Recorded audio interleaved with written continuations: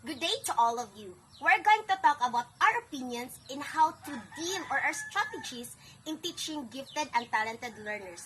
To make it on point, we make it as a question and answer basis. So, partner, are you ready? Yes, I'll start to give a question. Okay.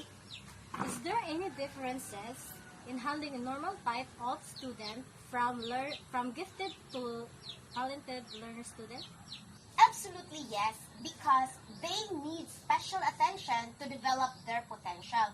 Special attention means doing something to meet their needs. Because students who are gifted and talented are not all visible. Maybe the general impression towards gifted and talented learners are having extraordinary talents or qualities. Example, being active or really high intellect, but actually some of them are invisible. Yes, that was our impression before. Yes. That gifted and talented learners were still on their own. Upon seeing and observing them, we can determine that they belong on that group. But we must really understand their unique qualities because maybe we instill in our minds that all of them came from wealthy families. And no, actually, they came all from economic and cultural groups. Okay, yes.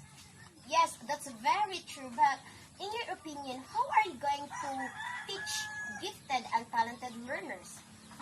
First, I must know that interest of my students. By knowing if I can plan what activity suits them and will develop the skills and knowledge that they have also differentiating materials to make them interested and challenging themselves. Giving tasks either independently or in a group base on where they will be comfortable. Yes, interested. And yours? With your idea.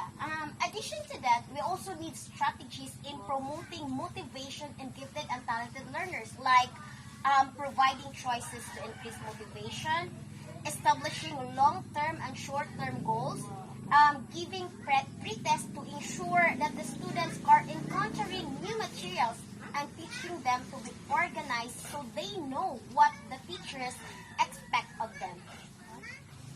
There's a lot of strategies to help them from the curriculum planning to the implementation in the classroom. We can also cater them through promoting creative and critical thinking, require problem solving, have variables, levels of pacing, and many more. That's true. Teachers and educators really need to do their part because gifted and talented learners may also fail because of educational environment is not stimulating or their class placement is not appropriate, and even teaching sometimes it is also inappropriate, or the child experiences an ineffective teachers, or the assignments are consistently too difficult or too easy. So that are the reasons why some gifted and talented learners also fail. Actually, that is a sad part, but really true. But before we end our conversation, I would like to ask you a question. As a future STEM teacher, I know, how would you help or how will you help those students or set of students in your own area? I guess I need to prepare myself to be knowledgeable enough about their nature, understand more about them, and maybe learn about how to handle them effectively, and also preparing to possess a patient, understanding, and loving attitude towards them. Actually, I like Dr. Ben Carson's meaning behind each letters of the word think big.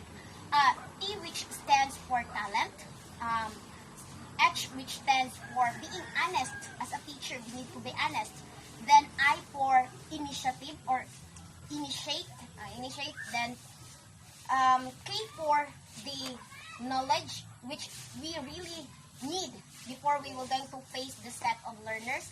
Then B for books, which is very important, reading books. Then next is the I, which stands for the in-depth learning or understanding every words, understanding or comprehending. Yes. And lastly, the letter G, which stands for God, which is the very important one that we really need God. I like his meaning. thinking about that words, and I think I need to apply that also in my teaching soon. How about you?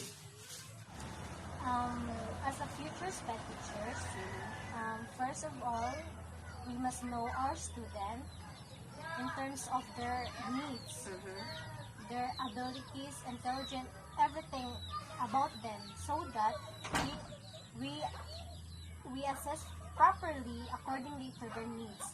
Because there's no good teachers if they don't even know their student needs. So the most important is just be a good facilitator to your students, so that in the future, you and your student will cooperate and have the good factor or effect on their learning style, on their performance and academic performance as well. Okay, that's And that is all our opinion, and I hope you got some point or learning about our strategies in how to handle gifted and talented students. yes. And thank you, and God bless. Bye.